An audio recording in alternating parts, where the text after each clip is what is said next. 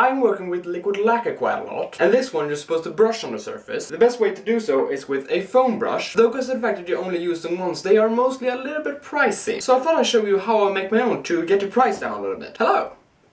What I'm building these out of is flower sticks, some glue that can hold a little bit of weight, and sponges. Now sponges aren't as dense as the original type of foam, so if you can find that type of foam cheap, I recommend you going for it, but these works just as fine. The tools you'll be needing is some kind of saw to saw the flower sticks with, one of these cutting knives, and something that is semi-heavy. I deeply recommend one of these when you're cutting the sponges instead of using scissors. Because with scissors you're going to get an uneven cut which you then have to fix, and you'll get a lot of small pieces everywhere and it's just a big mess. With the cutting knife you get a straight, clean cut. What we will begin with is sewing the flower sticks into a good length. Remember that you will need about 2 to 3 centimeters to attach the sponges. The rest of the length is of course completely up to you.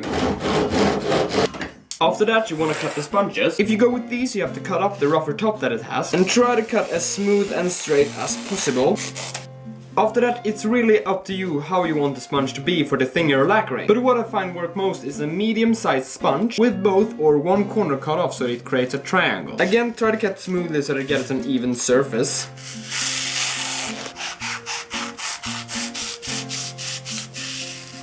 And remember to leave about 2 or 3 centimeters at the end, because that's where you're gonna attach your flower sticks. So just make a cut right through to the part where you start cutting the triangle, like so. Then you take your glue, and I'd use wood glue for this. Smudge that into the cut, place the flower stick in there, close it.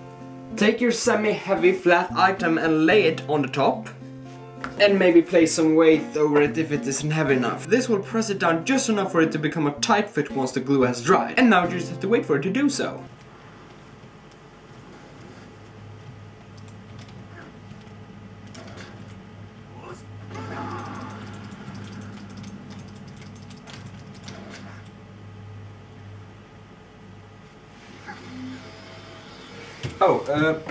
My wood glue takes around 24 hours to dry, so I'm going to be here a while. Now to remove the semi-heavy weight.